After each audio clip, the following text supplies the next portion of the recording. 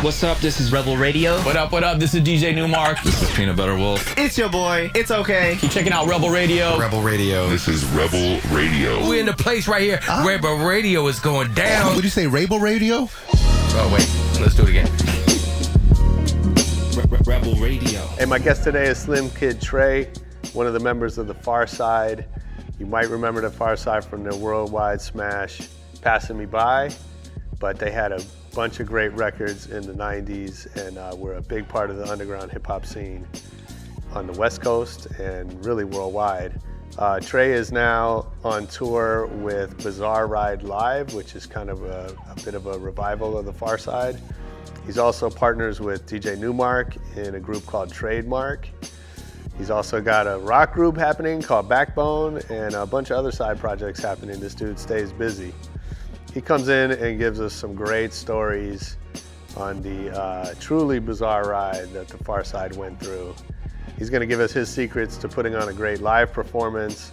And he's also going to tell us how he was able to regroup after the Pharcyde broke up, basically start with a blank sheet of paper and build a career all over again. Really amazing stories, crazy stuff this dude's been through. So excited to share it with you. And now let's hear more from Slimkid3.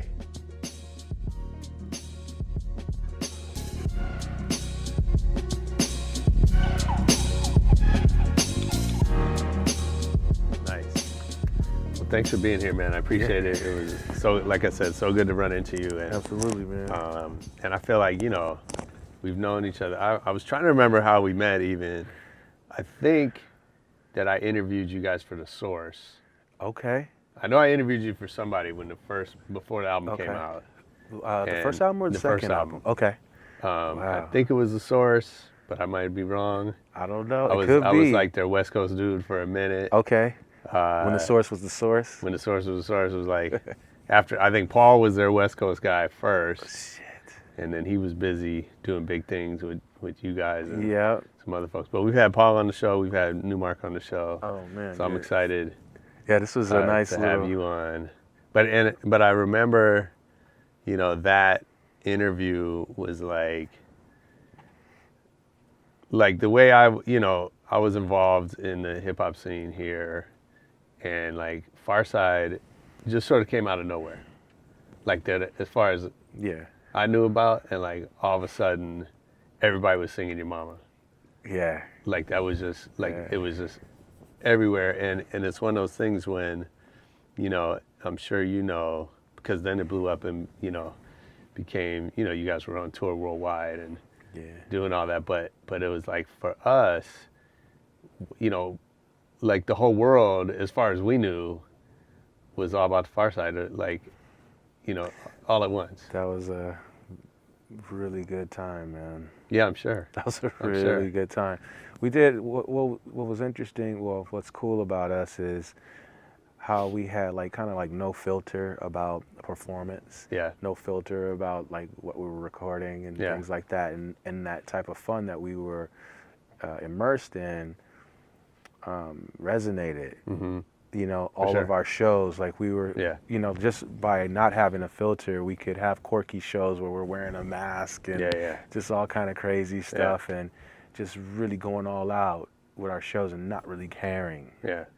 And that really resonated, you know, because like there was a time where we were doing so many like showcases to get signed and never got signed. Like everybody, man, it was depressing.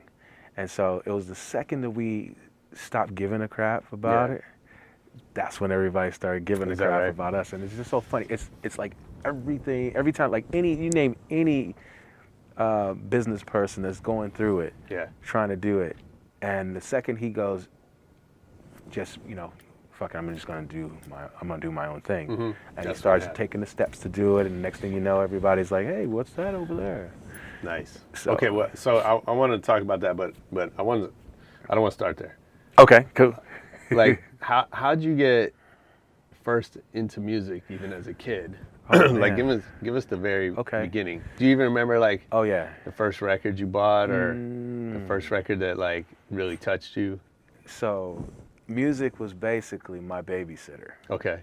I was a latchkey kid. Yep. I used to walk home in the first grade with my cousin, and when I go in the house, I got to go in the house. I can't go outside until mom's getting home. Right. So my mom always had like all kind of records. She had this long ass.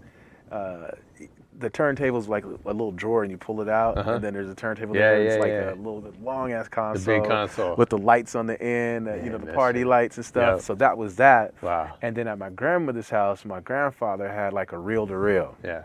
So I remember the reel-to-reel, Yeah. and they would have their parties. They put on this big old movie tape on there to listen to music. Yep, my dad had one of those. The 8-track tape, all of that, just so many records. A lot of things that really resonated with me when I was growing up was either Earth, Wind, and Fire, at every barbecue or whatever was going to be the Isley Brothers. I remember what suit that I was wearing in the backyard barbecue. It was a plaid blue and red outfit, and I had a cowboy hat on or something. Shit.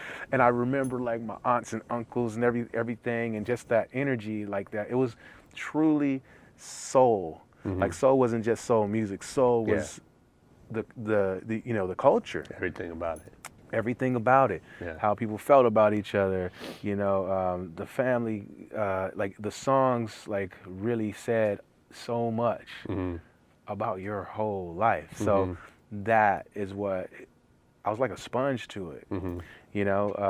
Was there one record that stands out? Was just like your song? My song.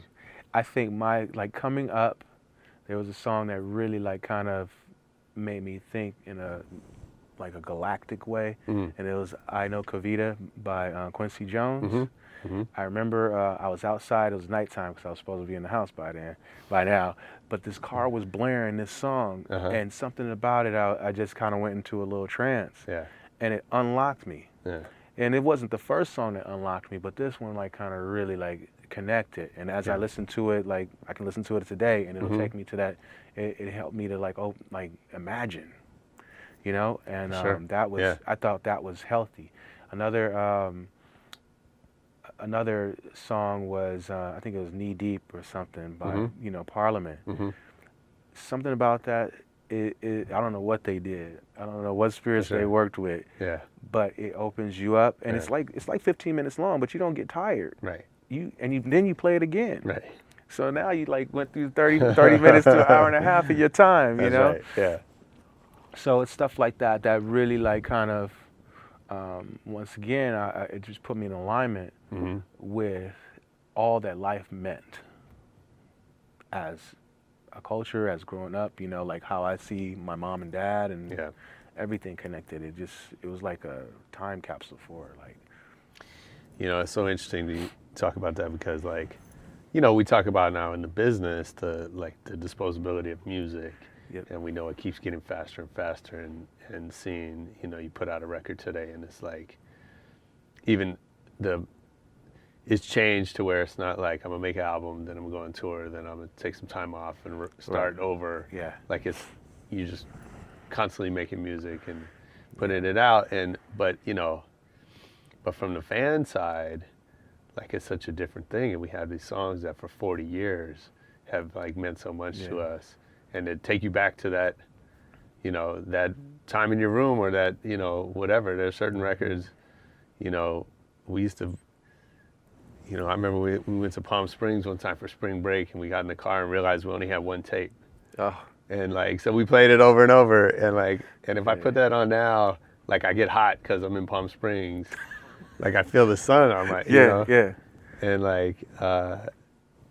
and that's just amazing power that music has. It's what it's supposed to do. Yeah. Like even the frequency that music is tuned to ain't the same as it was. Right. You know what I mean? Yeah. And my musician friends, we all talk about that a lot because, music should elevate you within the first 5 minutes or first couple minutes of hearing it. That's what its job is, you know, to expand your mind, not make it narrow. Sure. Not make you feel like it's like robotic in some sense, or it's what everyone else likes. So I guess it's hot too. Yeah, it is hot. But you thought it was stupid in the beginning, but hell, let's just go with what the masses have, the collective. For sure. And I don't do that, man. I'm unplugged to it. Is that right? Yeah, like, I have when I DJ in Portland, there's 3 DJs, myself, Rev Shines, and DJ Nature. And sometimes we get the people that come run up for requests. Yeah. These hot girls come up to you, do you have this, blah, blah, blah? And I'm like, you're hot, but I ain't gonna play that. You know what I mean? Let me see if my other dude has it. Because sometimes, I feel good that the things that I really think is shit music, I don't have it in my computer. But he does because he's mindful of, the audience and where, this is where everybody is now. Right. And and just to be fair as a DJ, maybe I should have a few items that are for them too. I'm always trying to educate folks on something new, because that's what DJs do too. Well, look, I think it comes down to, I had Jared from Raucous Records on the show, and he was talking about, you got to have your mission statement. Yeah. Right? And, the way you do your thing is different than somebody else because you have a different mission behind it, right? It means something different to you. And I think, some guys, what they want to do is play whatever people want to hear. Yeah. And that's going to have benefits to them and costs as well. Yeah, definitely. And, and you want to play what you want to play, and some people won't like that. And, I learned to, kind of blend it. I'll have, so if they ask for, let's say, a Fetty Wap or whatever, I'll go through Fetty Wap stuff and see what is fire to me. Right. And then I'll play a Fetty Wap. Right. I might not have what they asked for. Right. But I'm going to play this Fetty Wap. Because, the way I DJ is texture-wise. Okay. And I love, triggering the audience. You know what I mean? I love when the dance floor clears. I'm like, oh, really? And then I'll just drop this thing, and they're like, run to the dance floor. Oh, my thing. And that's just, I don't know, that's just cool to me, I DJ'd with Maceo from De La Soul. Now, he'll educate you on things. For sure. I love listening to him DJ. I remember we were in, oh my God, Finland or something. I forgot where we were, but he played a set, and it blew my mind because he went through a lot of different genres. He played 50 Ways to Leave Your Lover. You know what I mean? And I was like, okay, I know I can go. I can go wherever I want to go. It's like I'm the the pilot of this party. Right. Where do I want to take them? Yeah. Do I want to expand their mind? Do I want to educate them about maybe where that sample came from? You know what I mean? So absolutely. Yeah. So before you started making music, you were dancing, right? Yep. Yeah. I was a battle dancer. Okay. Myself, Imani in my group, and a good friend Kai Mackey, and my friend Thomas Nicholas. Shoot, man, we used to jump in the car, drive all the way down to Bakersfield. That's where we met the Baker Boys and DJ Chalk, because they were throwing parties down there. And so my boy Kai, he was like, yeah, my cousin's got a party going on. Y'all want to go? Like, hell yeah. I think we were like 18 or 19 or something like that. That's 3 hours, 4 hours. It's something like that, but we were, high speed. Man, when you're young, dude. I was like, damn, I was never home. Yeah. I'm like, when I was like, all right, bye, Mom. Right. And I wouldn't be back for days, you know what I mean? For sure. And I'm like, damn, I hope my son doesn't do that to us. But we would go down to Bakersfield and, just battle dance there, or we go to this place called Club Zap that was in Anaheim. My boy DJ Tony Stewart used to DJ there. And these were all our younger years, and our whole focus was like, get it in on the dance floor, dancing. Yeah. And next thing you know, over time, we had to do that because we had to make a living. So we were dancing in music videos, dancing on In Living Color, dancing in, I think it was was it the Guy video? Yeah, the Guy video. Is that right? Uh-huh. Nice. What was the first check you got? Like, what was the first gig? So man, I don't remember, but I remember my first AFTRA moment. And I knew about AFTRA. If you get into AFTRA, I think you get your first check, but then your next couple checks you wouldn't get because you got to pay their due. Yeah, they hold on to it or something like that. That's the Actors Union. Yeah. So we did that, and then that was always cool because like when your stuff was on TV or something like that, you know, you get this fat little after check out of nowhere. And we were literally living check to check. Yeah. Or whoever had a check would feed the crew. Right. You know, because that's just what it was. Because we were like pursuing our dreams. You know, and we were young. So when you're young, you don't really have. You're kind of like resilient. You know what I mean? Yeah. So we were still working on our craft and things like that. But the good thing about being a dancer before being a rapper is we can pick these beats. Because, you know, we were always in the cypher on the dance floor, you know, and what triggered us to get out there and get the groove in. Yeah. We were house dancers too, you know what I mean? Like house music, we go to some house music parties out in, oh my gosh, East. Okay. I can't, Monterey or something like that. Okay. Monterey Park. The 10. Oh yeah. San Gabriel Valley. Yeah, all of that stuff over there. So we used to like really get down over there too. Yep. And it was really good for us. We were choreographers as well. Imani and Romai. Imani danced in the Remember the Time video with Michael Jackson. Yeah. Fatima, you know, who choreographed the Remember the Time video. And my cousin Janine, and they were like super dancers too. Like there were some super ones. Yeah, and Imani and Romai and GTI, they were a super group. Nice. Dance-wise.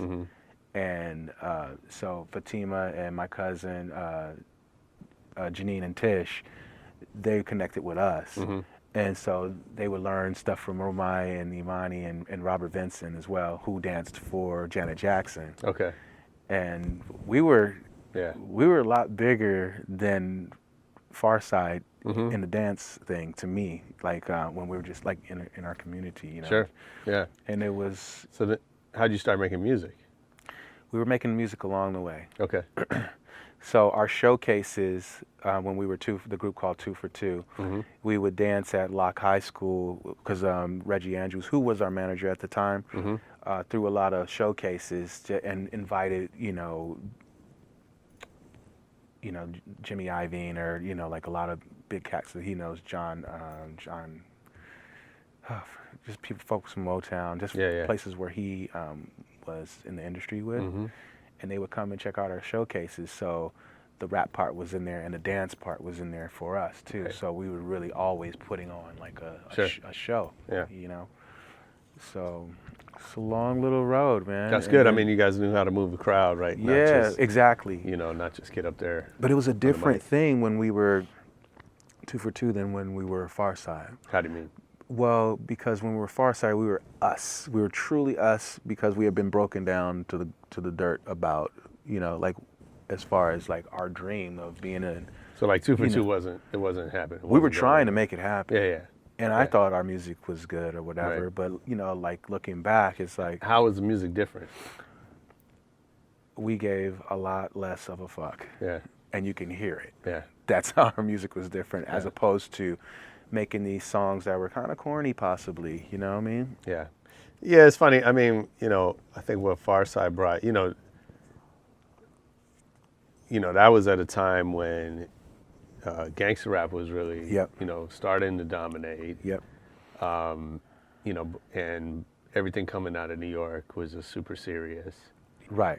De La was the best example of, you know, breaking out of that. For sure. Because that was there. So East Coast gangster thing and all of that stuff was what it was. And then you had the De La Soul and then you had the Tribe Called Quest, you know, to cut through that. And then for the West Coast gangster stuff, you had us to cut through that part just to open the way for the backpackers, you know, the groovers, whatever. Yeah, you know, so absolutely. Yeah, I mean, I think in that energy was so contagious that like it was a break. It was like a breath of fresh air. Yeah. One good thing I would say about how we came out is when we were getting signed, we went with Delicious Vinyl for a lot of reasons. For creative control, for one. For two, the Brand New Heavies was on there, and they were like, good quality music. And then they had this compilation that they put out with a lot of heavy hitters on it. The Heavy Rhyme Experience. Yeah. And so there you had then you had the Gurus on there. You had a bunch, and then you had us. And so what's really funny is how we thought about that. Like we put Soulflower on it. It's like a quirky little silly shit. And we always looked towards East Coast rap because we wanted our stuff to reflect it. Right.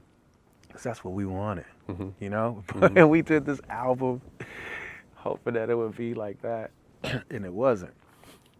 It just wasn't. Right. It didn't sound like it. We was like, it must be the air that's out there. Yeah. Is their air different? Do they drink different water? Like what? Like really, we were literally trying to figure out that how is that sound bumping? We went seeking like after that was like De La and Tribe. You're looking at. Yeah. De La Tribe, Diamond D. Right. That beat, that kick, that hump, that that bump. We needed that. That was what was missing with ours. Like we thought Bizarre Ride was thin. I mean, it might have been fun and colorful. Like we didn't laugh about. You're talking about like sonically. Sonically. Okay. Yeah, we didn't really laugh at how people laugh about Bizarre Ride when they hear it until years later. It's like, damn, that shit is kind of funny. Right. Because we didn't realize it, because we were too focused on what we were trying to get to. So in the second album, we got closer to it because we used Tim Lathan to mix, to engineer, our record, because that was Tribe's guy, and then Bob Powers too. Right. You know what I mean? So we were adamant about getting our shit bumping. You know, so that's why we worked with, we call Q-Tip, because we did like the first half of the production of Labcabin was me, Romai, Booty Brown, Fat Lip, and LAJ. We did our stuff on over here. Yeah. And when we had like a little listening session, we were at the studio having a listening session to see where we are. And when we got through, it's like, we still need something. Yeah. We still need something. And Mike Ross was like, well, maybe we should, figure out, maybe we should go to New York or whatever. Like, yeah, so we got in touch with Q-Tip. And Q-Tip was like, yeah, come on through, come on up, And so we went to New York for like 6 months. Oh, wow. To record, we recorded with this guy, Genji Brown. We recorded with Diamond D. We was in it. Like, like our nights were, first off, it was blizzard and snow everywhere. So you're going to be inside. And if you're trying to get outside, you got to, all right, put on this and put on that, to get where you got to go. So we was like pretty like stationary, like writing lyrics and then getting to the studio and things like that. But when we met up with Q-Tip, he was like, man, he's like, I'm working on this Mobb Deep record, trying to finish it. I won't be able to do anything with you guys, but I got a guy. And so we were like, all right, cool. He's like, come to my crib and we're going to listen to his beats. So we went to his house and he puts on this, this beat tape snippet thing. And it was Jay Dilla stuff. So we had Runnin, the song Bullshit was, man, just sitting there listening to these snippets that weren't long at all. Yeah. Like, you want it, right, you don't, right. Yeah. Moving on, That's so crazy. So we picked Bullshit, we picked Runnin', we picked Drop, and then we were like, we did a bunch of stuff, and then we're like, all right, once we finished out there, we flew back to Los Angeles because, we had a good thing. We were about to start mixing it, and we just had JD come down and mix it down here with us. And shit, man, the rest is kind of like history. Yeah. Yeah. So wait, go back for a second though. When you're coming out of 2 for 2 and you become the Pharcyde and that, and like, what was the first time when you felt like, okay, this is real, this is gonna happen? Like, that you can do this for a living? Man, I think we all got $11,000 check. Oh, it was like 11. Each 11 one of us got 11. You know. Yeah. And Which back then, that was a lot of money. Like it felt great. Right? You know what I mean? Like, what can we go do? Right. It really didn't. I mean, it was. What was that? What was the check for? Like, it was for the DV. You know, it's like an advance. Oh, it was an advance. Okay. Yeah, it was an advance. And, okay. And you know, we were happy. So getting signed, you feel like getting signed was like it was cool, but it really didn't hit us quite yet. So I think the first time that it hit me like this is real is when I was recording Soulflower Remix or whatever, and I smoked a joint. So I'm sitting in there and I'm doing my rap and stuff like that. And next thing, you know how weed does, it'll take you outside of you to look at what you're doing. Right. So I had that moment. Yeah. And I was like, wow, I'm putting my voice on this forever. Yeah. And ever. And like, you know, and in my mind started thinking about what the hell forever was. And I was like, wow, I need to be careful of what I say. You know what I mean? Yeah. I need to make sure that everything that I'm saying is true. Right. You know what I mean? Like I went through every lyric at that moment. Yeah. To make sure that I'm not being a bullshitter. You know, so that was that moment. And I was like, okay, this is real. Then getting out into the world, there was another moment that it came in two moments. The second moment was we had done a couple of videos before. Yeah. But it was something about when we did Passin Me By. We did it and we were in the edit bay. And so I was high again. And you know how you had that moment where you're outside of yourself. So I'm looking at, you know, my verse, and I'm like kind of doing this with my hair, and I come out, and then, you know, I'm rapping my verse, and I'm just like, wow, I'm trapped in this film forever. Like, if I die, it's not gonna fade or erase. Like, you know, we does shit like that. But it made me take it all serious. So it's like, what am I putting out there? I always had that moment, that thought, what are we putting out there? How are we putting it out there? And making sure everything was. So, and how does that change then, like, your creative process? Like, is it, you know, because back to the point of, like, you could take that too seriously, right? And get afraid to put anything out, right? And so how does that change the way you approach? I'm kind of glad that I don't have like fear of recording and creating. I know people like, they're like, oh, my first album, because they were, you know, the sophomore jinx thing. I never had that. I don't want to think that way. I just like, why should I think that way? Right. You know, like, first off, damn, this is fun. It took us a long time to get here. Right. You know how many people that, you know, like when you think of like high caliber people, and then we're there too, you know.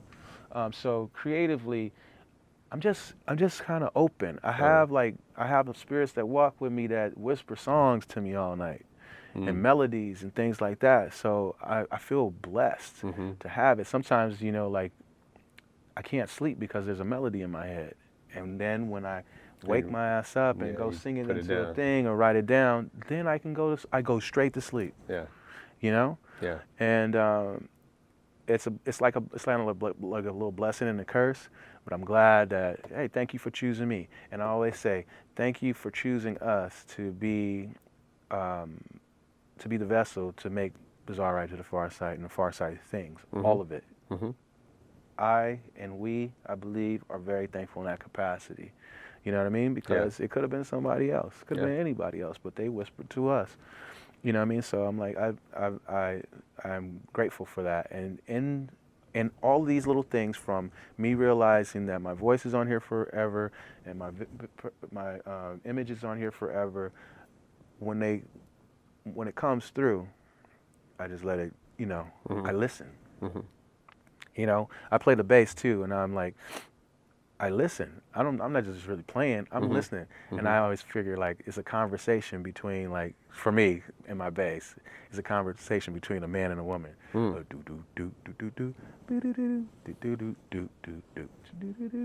that's cool. You know, like, because that's how I hear things. And I just listen to the conversation and play it out. Right.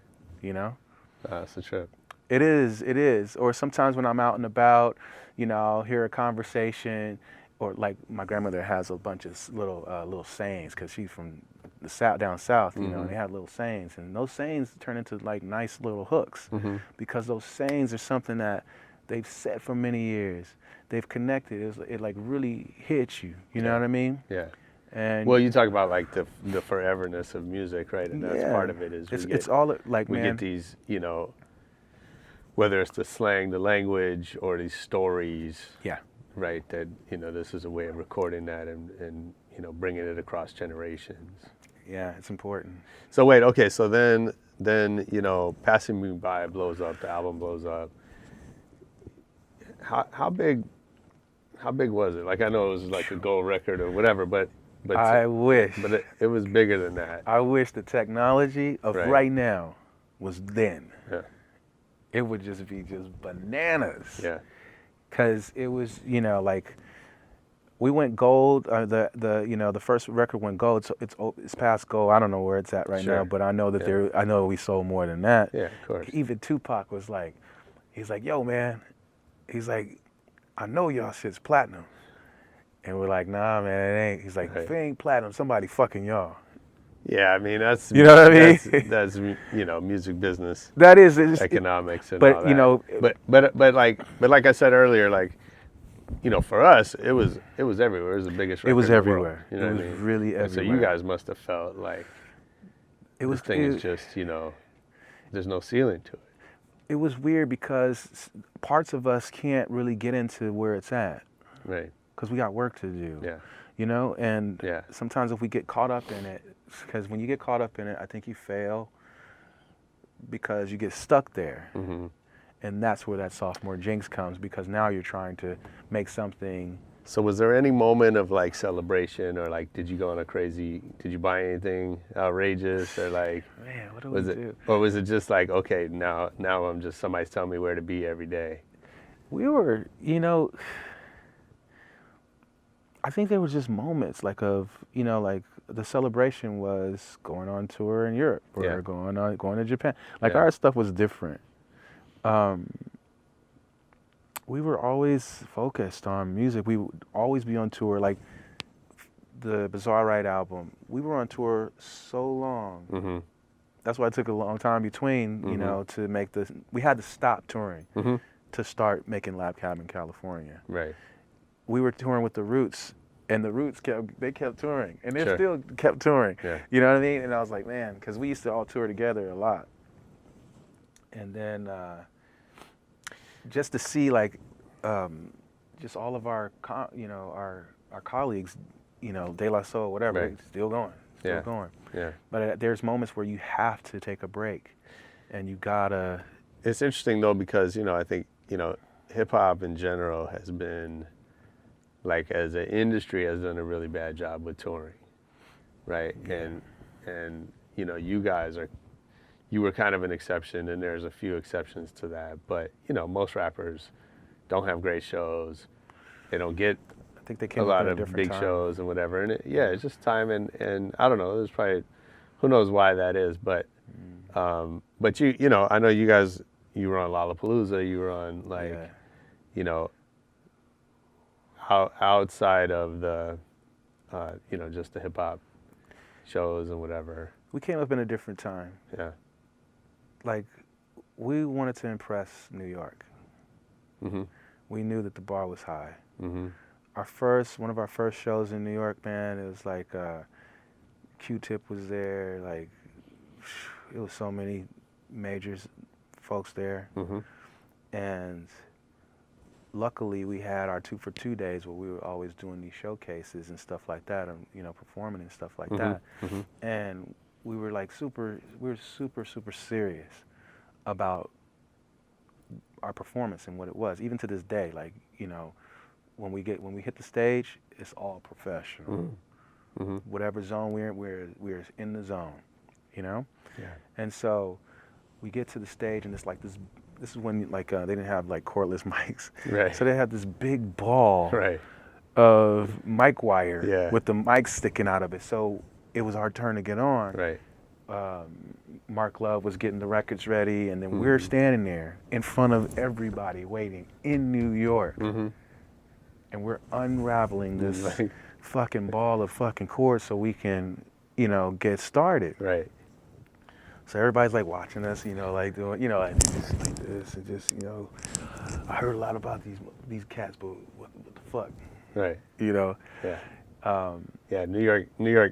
It's not an easy crowd. It wasn't an easy crowd. Oh, sure. It wasn't an easy crowd at all. So we untied it, and then we got into our little circle that we do for our show when we start off, and then next thing you know, like, because it was like our DJ he's throwing all the records. Sure. So we was doing our little thing.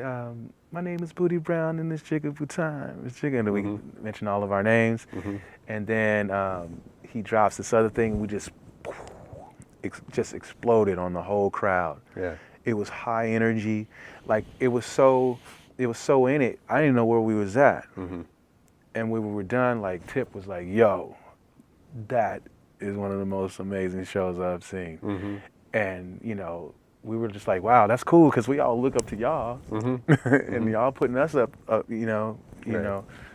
and I feel like sometimes, man, like the rest was history. Once we was cool in that, when New York was cool, right, we was cool, yeah, sure. And that was a great moment, So I know that there's a lot of cats that didn't come up how we came up. So when you see the shows and they're just like a person just standing there, I don't get that. I don't understand that. It's about like activating and getting them going. Like Busta is dope. Busta is dope because Busta has, they got their show, they got dynamic. Right. They got the dynamic when they pull the music down and he's like, so you can hear what he's saying and all. Like, you got to look at your showmanship. You gotta watch videos. You gotta see what's up. I think in like certain, I think for some artists, there's they just see a different thing, right? Like it's just being cool and money. I guess you know what I mean. Like for some of them, it's like, right. they swagged up. Right. They getting this money. Like that's not how we thought. No, and also I think there's this thing of like, people used to say like, about somebody, they would say that about Puffy, like, oh, he's not a rapper, he's an entertainer, as if that's a bad thing. Entertainer's a great thing. You know what I'm saying, though? But that would be like, it's too cool. I'm too cool to go, like, put on a show for people. Right. Right. I think, there's obviously not everybody, but folks don't know until you give it to them. Yeah. Right now,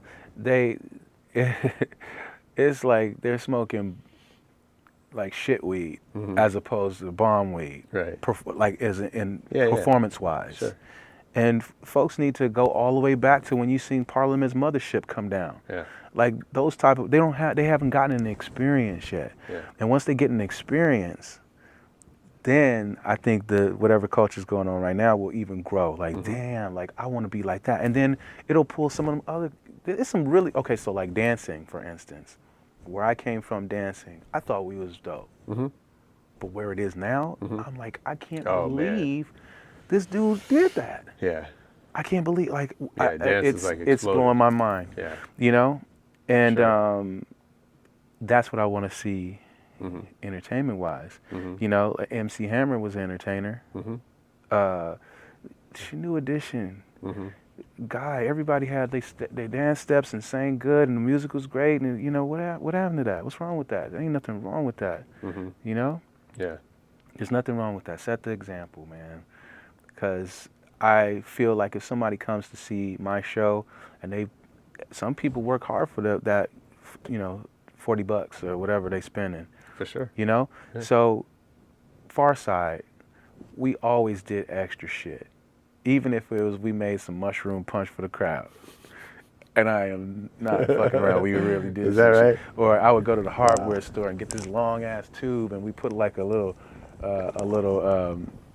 pipe thing at the end of it, and we send it all. It's like a 50-foot tube, and we send it out into the crowd, or we send out the tube out into the crowd, and we light the thing, and they just puffing away, and when it's done, we pack it some more. That's hilarious. You know, but it's like Yeah. getting interactive with everybody, and or I would just go do that buy every pack shit. of pipe. I would go buy candy or some shit to like throw out to the crowd or whatever, like because we care. Yeah. You know, it's the little things that people remember. Yeah. You know, but it's all a part of you if it's Right. you. You know. And so at this time, are you feeling like this is just going to keep going up forever? Or were you even thinking about that? Like, what do you mean? What do you mean? Like you know, All the things that we're doing? yeah, all the success. Like, is it like, do you get into that mindset of just like you expect it to just keep going? I know that you have to reinvent yourself all the time, for one. For two, I'm still having fun. I don't think I ever grew up. I think I'm immature. Yeah. I mean, that's probably helpful. You know what I mean? It's helpful for what I do. Like, you know, I teach Taekwondo too with the kids. Yeah. Nice. So my master is always like, Trey, you know, you got to be exciting for the kids. You know, you're kind of boring. And I'm like, okay, Master Kim, let me figure it out. And it's true, because like if you're trying to teach a 3-year-old or a 4-year-old or whatever, their attention span is like short. Yeah, of course. So I cannot be in think mode. I got to be in I got to get into their zone. Yeah. And then I can bring them into my zone. Yeah. You know what I mean? For sure. So I'm used to working, oh my God, from 3 years old to like 17. Yeah. You know what I mean? So that said, I have to have that kid energy to spark what I can do, you know, out there. Because the kid energy is the creative energy. You know what I mean? That unfiltered, that openness. You know, when you guys, you know, got home from school, you went outside and you guys did who knows what. Right. Built go-karts or, you know, I know some folks drug a dirty mattress for miles just to put it up under a high swing and do backflips off the top onto it. You know what I mean? So I was that kind of, that was me as a kid, you know, and just having fun, being creative is what you need to continue to, you know, do anything to me. Sure. So how did you, I mean, that sounds amazing, right? But, you know, we know the Pharcyde story, right? Like it wasn't all fun and creative, right? So the band starts falling apart essentially, right? Yeah. So at what point, like, you know, at what point did you realize, like, okay, this is over, like we got to go do something else, and how, you know, what you just described of, like, were you able to carry that through, or do you have to go through a period of, like, you know, do you have to, like, regain that? Oh, yeah, you got to regain some stuff. Yeah. As far as the Pharcyde is concerned and us separating, I think it was the biggest lesson for us as men. I think the universe did all of this for a reason, because we all had to grow and learn. You know, like I kept in our journey of making beats, because I make beats, or I used to make beats, and then I used to always run into cats on the road that had the same sample as us. Sure. They're like, yo, listen to my thing, and I'm like, it. and they play it, and I'm like, damn, that's the same thing we're about to put out, you know? Yeah, of course. And I was just like, damn, I'm getting there's tired only of so many records. Right, and then it comes back around. It's like, oh, you bit my shit or whatever. It's like, no, fool, it was just, you know, we're sampling just like you. But I'm glad sampling. So I'll do this later. But I'm glad sampling it's still creative, and kids are going like super bonkers, and you know, and I appreciate it all. That's different now. I appreciate it all, and it's different. They're doing so much more. But back then, I was like, you know what, fuck this. I'm going to try to create it on my own. I wanted what those musicians like, you know, Maurice White and Quincy Jones had, that they can, you know, Rod Temperton, they can, they're pulling it from the universe, they opening up for it and to it, and I was like, I need to do this too, because I want to create, the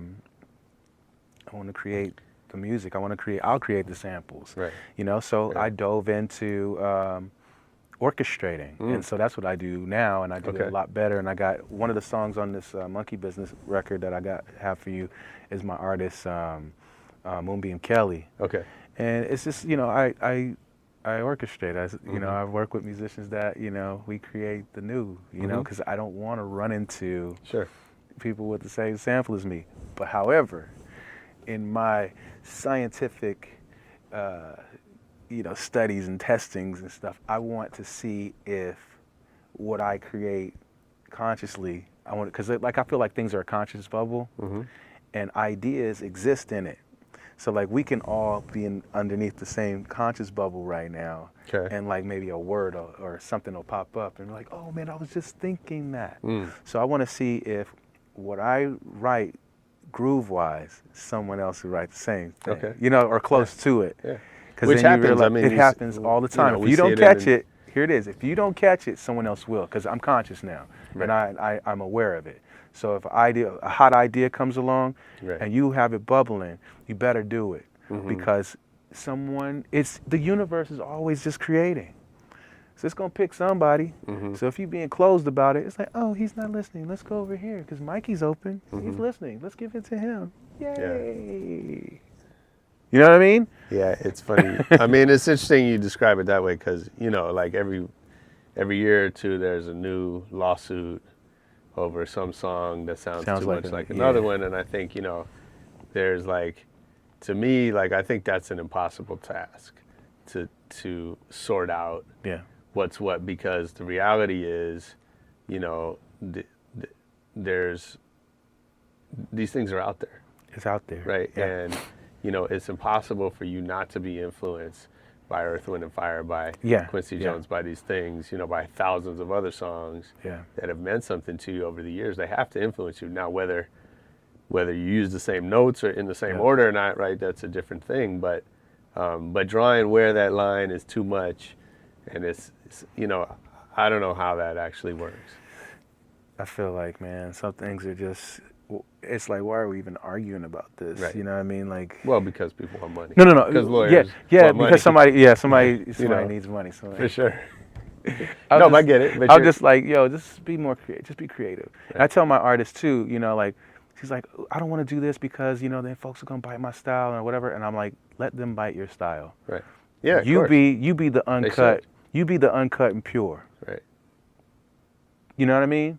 You be because, man, the uncut and pure is too dope. And then everything else comes from that. So here's an example.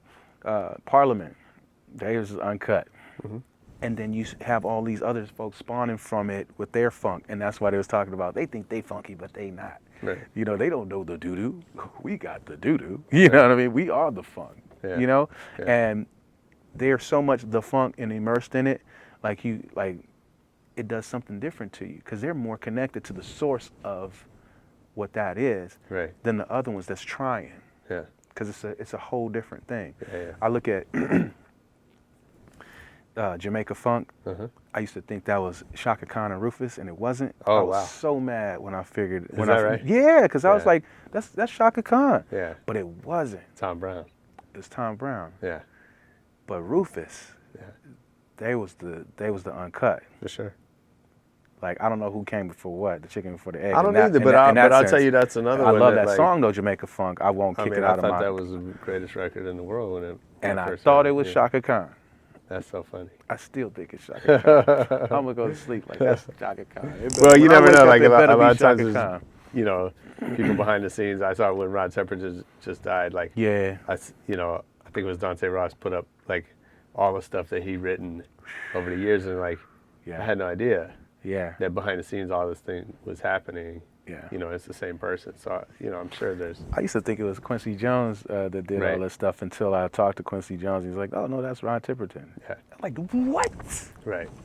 Yeah. And then to find out that Rod Temperton was part of Heat Wave. That's what it was. I didn't know. Like, I knew about the Michael stuff.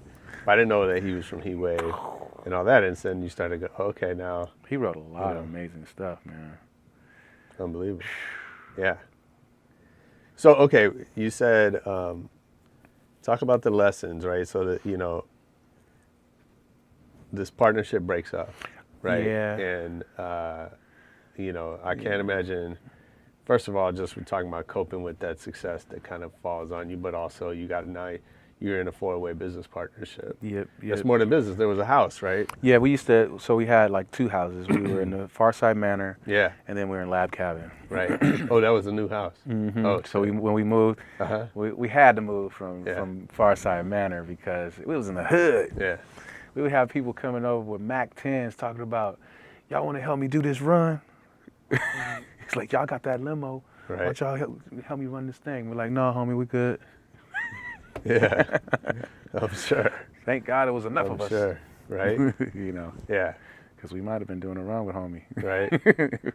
So you know, that's the point, right? So it wasn't just a business partnership, corporation on paper. You guys live together. We live together. You're on tour together. You're in the and when I say live together, I meant like this is where we come together, we practice. Right. You know, we sleep sometimes, but then we go to our girl's house. Sure. You know what I mean? Right. So. But nobody had like their own house, apartment where it's like. No, but we should have. Right. So if we had the mentality now that we did then, I would have made sure that we bought each house that we lived in. Sure. You know what I mean? Yeah. And that's, I think people, well, I don't know, but for my group, I think it's important that we take care of the things that are pressurous over you so you can, because I'm about, let's stay in the creative zone. And if you're worried about your bills and you're worried about like where you gotta stay and all this shit, you know, so it's like, let's buy that. Who's first? All right, Barnes, we're gonna buy you a house. Okay, next, okay, we're gonna buy you a house. And then that's covered. It don't have to be an expensive house or nothing like that, but it's like, you know, you got a place and it's paid in full. Right. You know, get that out the way, because we're like, see you at the studio. Yeah. Or we got, you know, right. And then we get to focusing on what we're doing, because this is what we're doing. Yeah. This is all we know how to do. Right. You know what I mean? Like day jobs don't make sense. You know, they don't. They just don't. It doesn't add up. It just really doesn't add up. So our focus has to be with this. I mean, our focus is this is what we're not going to be happy there anyway, and this is what we're doing. So I wish that would have happened for all of us. That would have been one thing, but things were how they were. I mean, I got to imagine there's also an upside to that. And like, I think in hindsight, everything you're saying makes sense. I think when you're in it at the moment and these are like your 3 best friends. Yeah. And you're like making this incredible music together and having these shows and, you know, there also has to be that where it's just like you're so in it. Again. I wish we had someone. Again, decades later, like it's easy to see why another way is maybe the more sensible approach. I think we should have locked it down. Yeah. You know, honestly. Yeah. I wish we had people. The thing about our culture is we don't have that lift another person up mentality. You know, like my other Taekwondo master, you know, he's from the Philippines. Right. And, you know, like the lessons he teaches me, he say, Trey, if you don't have the money to buy this car, wait till you get it. Don't get it on credit. For sure. You know what I mean? Like don't put yourself in, you know, debtful situations or whatever. Or you know, like people come together, families come together and help. It's like my grandmother had a bill that was due, and it was like maybe like $2,400, and it's like either I could help her and pay the whole thing, or we got a whole big family that can put in $200 a piece. Yeah. And that's like boom. Right. And so that's exactly what I suggested. Yeah. And they're like, oh, for grandma? Yeah. Boom. Done. That pressure that she had was gone. Yeah. We're still built like that. We're still built like the core of us is, you know. Sure. I mean, at the same time too, I think what you said, the culture was that way, and your manager, Paul, who's a close friend of mine. I love Paul Stewart. He's been on the show and told some of what he's gone through. But he had his big party house where people were crashing. Paul had a lot of, we used to crash with Paul too. You know what I mean? And so, like that was the culture, right? Yeah. Or that was part of it. We were young and we didn't know as much as what we know now. Absolutely. You know? Absolutely. But back to the breakup thing. Yeah. To me, it was unfortunate because we were super good homies and friends, and we're kind of underneath it all. We're super. It's real. Yeah. We're just a little hurt. Yeah. You know, we're hurt by, obviously. You know, what I mean, you know, Romai is he's pretty good dude up under. he says a lot of things that make sense, you know? In the moment of where our little thing happened, you know, we had a disagreement about something, and I had grown to do my orchestration stuff, and I was doing that, but I wasn't trying to leave the group at all, But I was just, you know, I had like, I would be producing this thing or that thing, and he wanted everybody to like, hey, let's just focus on this. Yeah. You know, if you do this, give 100% to this, then everything else after that. And, you know, that's fine. But I was in the middle of, I'm already doing all these different, I can musically multitask. Like, as long as I handle my business, you know, I think everything is all good. But, you know, other people don't work that same way, you know? Yeah, and that's part of what the challenges of partnerships, right? Is different styles and communication. Right. Well, but I also think, like, there's a certain insecurity that comes with success. True. Right, is that, you know, you start wondering who you can trust, and you start wondering where people's loyalties are, and all that. And so I can see why. And we were somebody would have that. We were a very loyal core group, you know? Yeah. So I think they was pretty upset with me. Yeah, for sure. So, you know, what is the best lesson that you took from that experience? Oh, man. Yeah, man, I love those dudes. You know what I mean? I love our professionalism. I love them as brothers, seriously. I let no one give me an ultimatum, because I wouldn't do that to you. You know what I mean? The lesson I learned, I think I walked my lesson, you know, because I didn't allow myself to be like kind of like pushed around a little bit in that capacity. And we all had to grow. Like, we can still, like, if you want to, we can still walk the same road.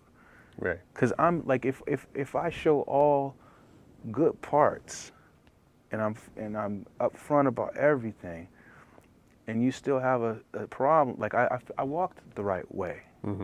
I made it a point to, because, like, damn, if I hurt your feelings, I apologize. And we spoke on all those things. So, hey, moving forward, now what? You know what I mean? Yeah. So you can't allow people to take it, like, your loyalty is one thing, and my loyalty is pretty thick. But you can't allow people to control you with that term. Right. Sure. You know, like, because then you jumping over hoops, because, you know, all these different little things just to make them happy, and they're just still, if they're still burnt on something, I have to wait till you're not burnt anymore about whatever you felt like you was burnt about, you know? And then there's so much money there for us, you know? Yeah. It's there for all of us. My 25%, his, and everybody. I don't want nothing but my 25%. Right. You know what I mean? And I wouldn't want more than that, because that was built by all of us. You know what I mean? So I think I'm walking my lesson. I have to be me. I can't, you know, I'm open, you know, I'm flexible. It's no different from a relationship. You know what I mean? Gotta be upfront, gotta talk about everything. So what about, so now, you know, you have, you know, solo projects, you have a partnership with Newmark. Yeah. Right? And so how do you approach that relationship differently? You just gotta do all the things that that make sure things stay on the up and up. You gotta look at those old formats of things, you know, and then apply the good. So let me ask it this way. What do you think, other than, you know, obviously Newmark is incredibly talented musically, but, like, besides that, like, what makes him a good partner for you? Newmark is his work. He's got work ethic.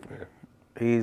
He'll comb through everything. Yeah. You know what I mean? Comb through it, polish it, listen to it, and he's a DJ too. Because there was a time where I was like, man, I wonder why these radio executives always want to hire DJs to be A&R, this, that, and the other. But now I know, because I'm a DJ, and I know what triggers a crowd. Yeah. I know what gets them moving.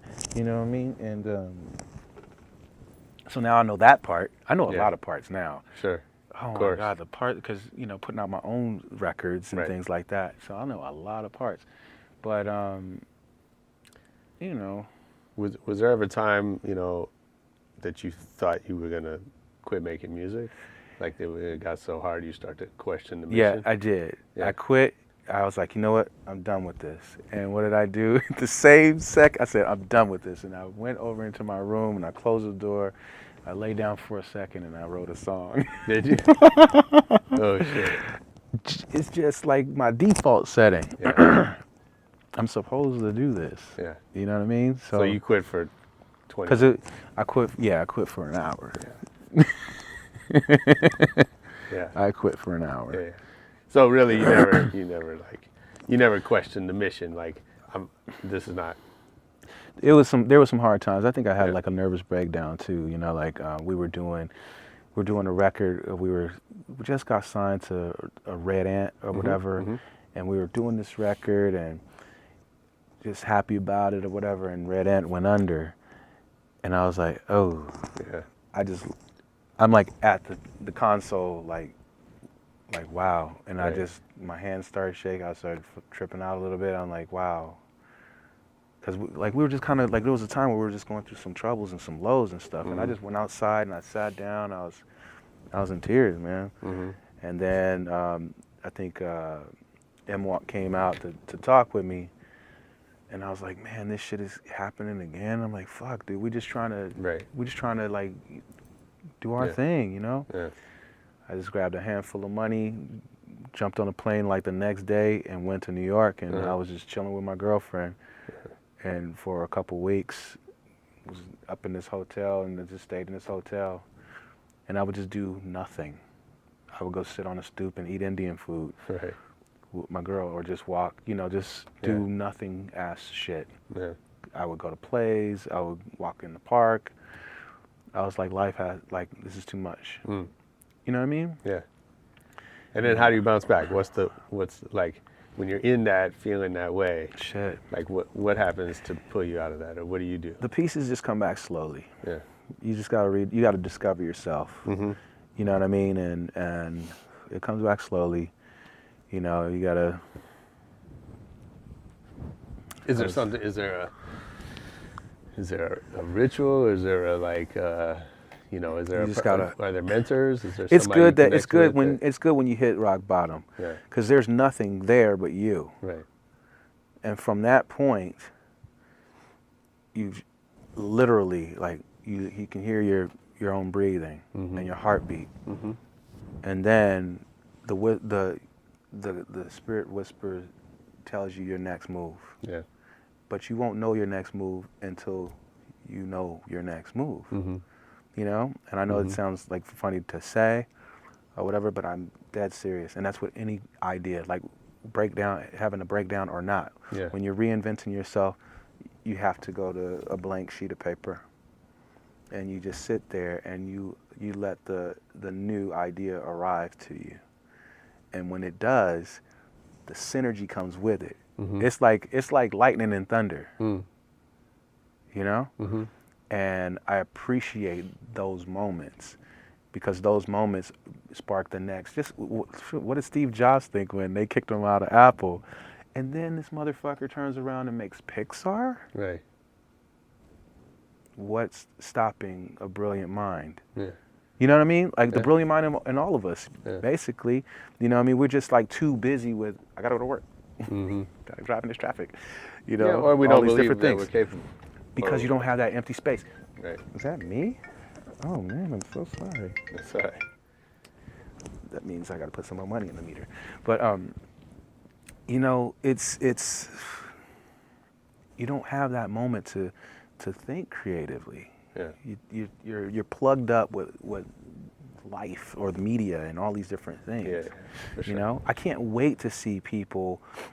So this whatever low that we're having, where everybody's like, you know, kind of a little depressed or whatever, but then they're going to get to that floor. Yeah. And when they get to that floor, they're going to feel the bottoms of their feet on the floor, and then they're going to feel how beautiful they actually are and how much they don't actually need. You know what I mean? Or how much a friend coming along to like just do something simple for you, or hey man, let's go out to lunch or whatever. And those little things start to build you up. And then that spark comes. When that spark comes is the only time that you should act on anything. Like my son, for instance, or my little nephews. It's important for them to know where they're going before I put $1 and investing into their life. I got to see where their spark is. Once I see where their spark is, I'm like, oh yeah, let's get that. And I'll show them all the parts of, like, so my little cousin Kumani, he's just like kind of like a little wanderer kid or whatever. But, I pay attention to him because I want to know what's up. He's learning Mandarin and things like that. And I'm like, oh, great, So the other day I was like, how's everything going in school? It's like, it's all right. And I was like, he's like, I got an F. And I'm like, what do you got an F in?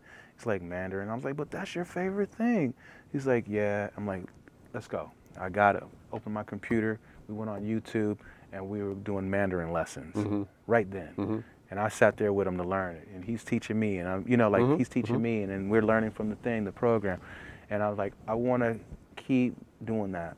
And then the other day, he has this little video where he's like doing like little magic tricks and stuff like that. And he loves creating video stuff. And so I see where his spark is going, and that's where I put the gasoline. Right. My son as well, he's basketball. Like, he can't clean his room or anything for us to save his life. Yeah. But when it comes to basketball, like, so now he has to be at morning practice at 6:30 a.m. So that means that I got to be up at 4:30 a.m. to cook him breakfast, or actually he does it himself now. Yeah. He gets up. That's the only thing he'll get. Like, the alarm clock does not wake this kid up. That's what gets him out of bed. But that's what gets him out of bed. And then I go to every practice that he has, and I'm watching how he interacts with his team. He's the leader. Yeah. Hey, yo, all right, guys, let's step it up. Let's do it. And I'm like, is this the same dude? Yeah. Because, fool, I'll be trying to have you to step it up on them dishes, and they never get to him, But this is what hits. So I'm throwing gasoline on it. We're all making sure he's in the right programs to get him to the NBA. That's what he wants to do. Yeah. You best believe, as a father, I'm gonna make sure he's in the right lanes to do it. Yeah. And I'm trying to see what other thing he's interested in too. He likes like working out and nutrition. It's like, okay, well, are you gonna be like, maybe he's gonna be a coach? I don't fucking know. But he's, learning all these different things, because that goes with what he's doing. But I'm still trying to find his other spark that goes hand in hand with his basketball. Of course. So, and I think that's in all of us as well, especially with this music thing. Yeah. I have a lot of artists and so what's the goal now? The goal is so I'm in 3 groups. Okay. Trademark TRDMRK is myself and DJ Newmark from Jurassic 5 and Austin Antoine, which is a new cat. He's amazing. Nice.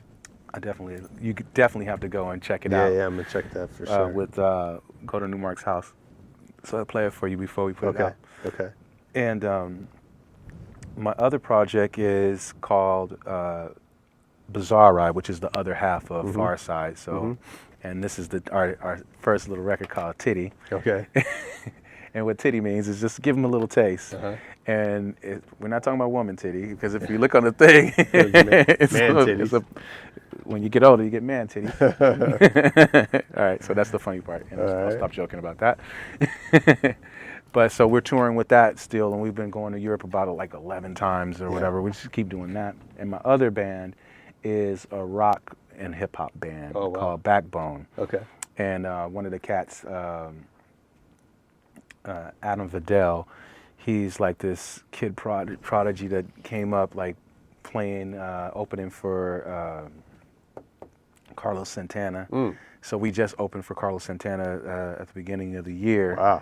With the Backbone crew. That's amazing. Yeah, so that's really nice, and I can get my music orchestration rock on, And funny thing is, because the guy Keaton Simons, who was my guitar player back in the day when I was doing my Liberation album, when I was expanding into my live music, so he was my MD, and he's amazing. He plays like Jimi Hendrix. Nice. This cat is, and I've known him since he was like 16. Wow. You know, so to meet up with Adam, who plays like Carlos Santana, and both of them together, like this shit is sick, man. Oh, that's cool.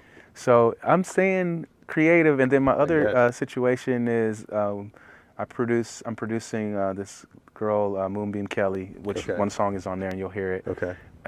Producing with this guy Tony Ozier, who's with Doo Doo Funk All Stars in Portland. Okay. And we've been just working on her record and just getting it going. I stay creative, man. I can't help it, man. You know. So a lot of good stuff. Nice. You know, especially staying away from the negative side of what my group has been through right now. I think it's. I love those. Once again, I love those guys, and you know, I wish them the best. I'm sure they don't really have that heart feelings with me or Lip, but you know, our hopefully situations will bring us back together to do something cool, you know. And so this Bizarre Rides you and Fat Lip. Yeah, sometimes when Fat Lip wants to show up.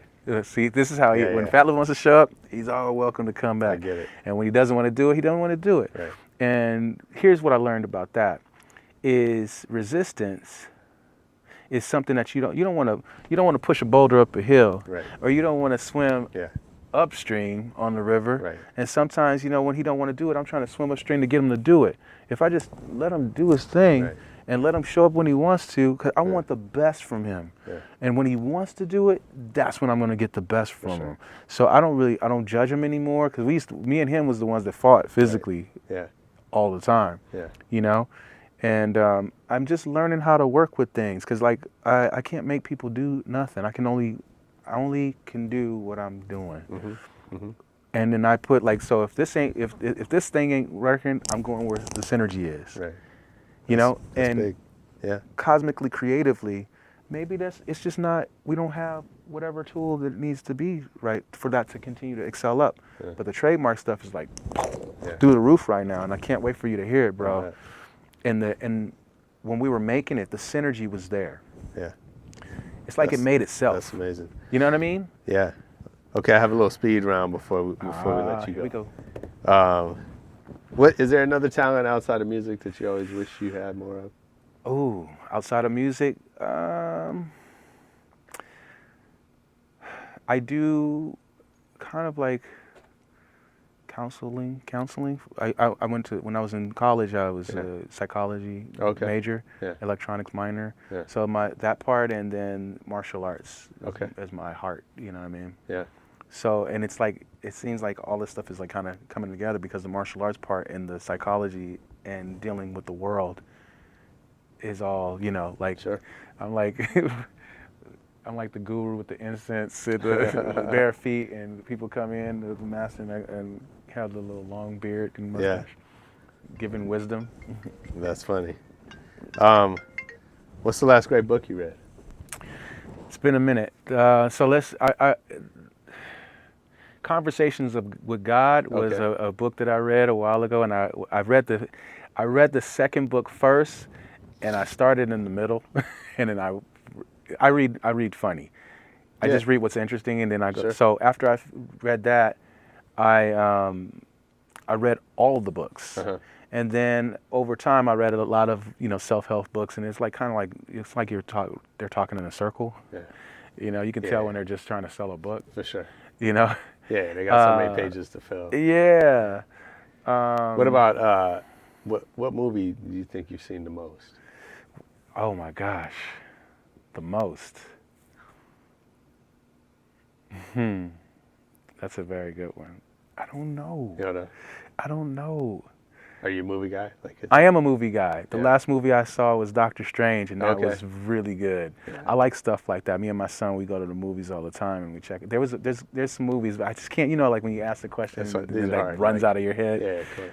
So Doctor Strange was good. Oh my God. Did you ever want to act? Yeah, I did act. I was in a movie called Six Brothers in a Cadillac. Okay. And I would do it. I would continue to do it. Is that right? Yeah, since I'm getting older too. I have to do my LL Cool J and oh shit. Who you can't say Newmark. Who's your favorite DJ? Can't say Newmark? Let's say favorite DJ other than Newmark. Okay. Oh my goodness. That is a good question too. Rich Medina is pretty dope. And I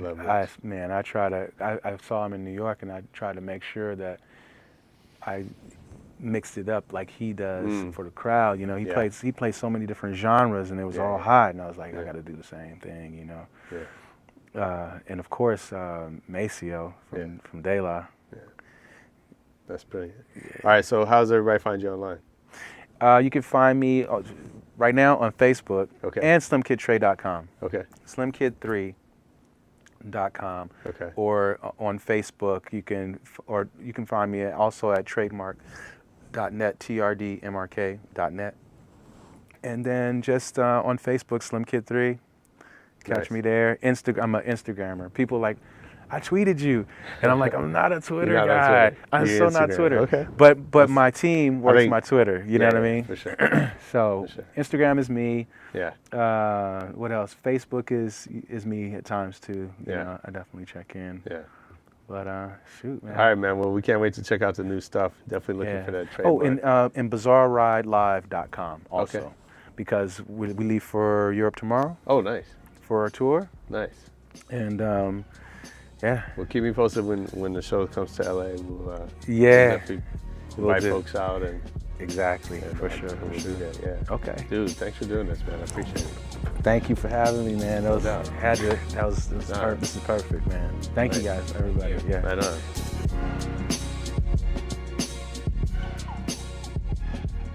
All right, that was Slimkid3. I hope you enjoyed it. I know I did. I hope you find us on Twitter at Rebel Radio Net. Leave us a comment. Hit us up on Facebook.